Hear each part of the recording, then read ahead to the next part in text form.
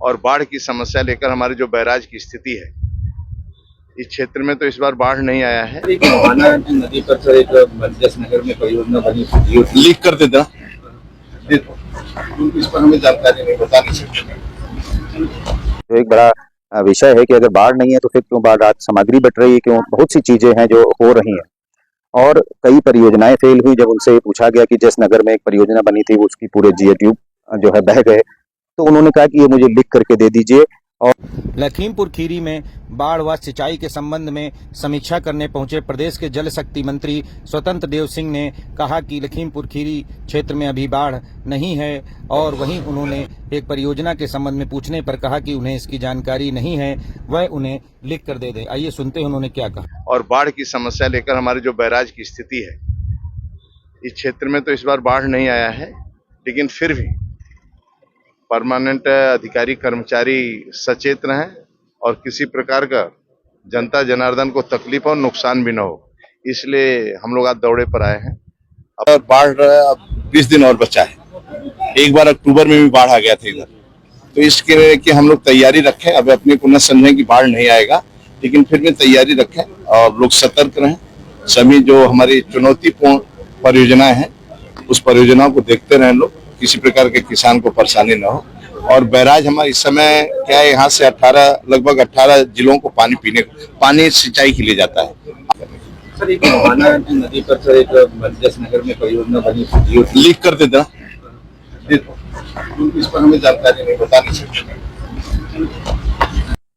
लखीमपुर में एक तरफ जहां सुहेली, घाघरा और शारदा नदी, मुहाना नदी, कई नदियों में जलस्तर बढ़ जाने से कई गांव बाढ़ की चपेट में हैं और लगातार प्रशासन वहां राहत सामग्री पहुंचा रहा है। अभी कुछ दिन पूर्व ही नौवापुर में पुल से टकरा जाने से चौका नाला में एक नाव पलट गई थी, जिसमें भी पिता पुत्री लापता हैं।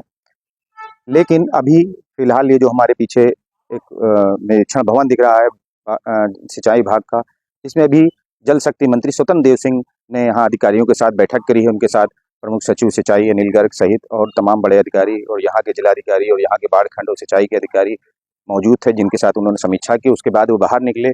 उन्होंने मीडिया को बताया कि लखीमपुर खीरी में बाढ़ नहीं है।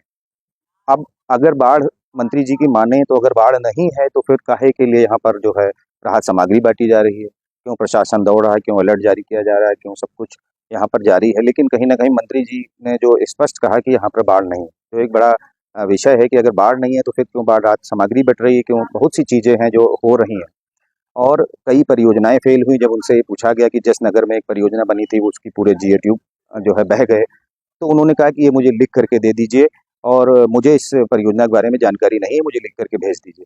तो आखिरकार प्रश्न ये उठता है कि जब यहाँ पर एक समीक्षा बैठक हो रही थी, समीक्षा बैठक में जो जिले में परियोजनाएं बनी वो सार्थक रही कि नहीं, कौन सी फेल हुई या पास हुई, तो जब आप उसकी समीक्षा करके निकले हैं और आप खुद कह रहे हैं कि मुझे परियोजनाओं की जानकारी नहीं, तो फिर आखिर ये क्या माना जा सकता है कि आखिर परियोजना की अगर आपको जानकारी नहीं है तो फिर आप समीक्षा किस बात की हुई। और हमने जब पूछा कि उनसे कि ये परियोजना फेल हो गई और वहाँ पर तो सब जीओटीयू बह गए, तो वो कह रहे हैं कि हमको लिख कर दे दीजिए और हमें इसकी जानकारी नहीं। तो कहीं ना कहीं ऐसा लगता है कि सिर्फ जो है सिंचाई विभाग की बैठकों के नाम पर और जो यहाँ पर समीक्षा बैठक होती है इसके नाम पर सिर्फ खाना पूर्ति कहीं ना कहीं की जा रही है और बाढ़खंड अधिकारियों और सिंचाई विभाग के अधिकारियों को जो है उनको एक संरक्षण दिया जा रहा है, ताकि जो है जो भ्रष्टाचार हो रहा है उस पर कहीं कोई प्रश्न चिन्ह ना लग पाए और सब परियोजनाएं पास दिखा करके मुख्यमंत्री से वाहवाही लूटी जाए। Nitesh Agrawal, NA news, Lakhimpur Kheri.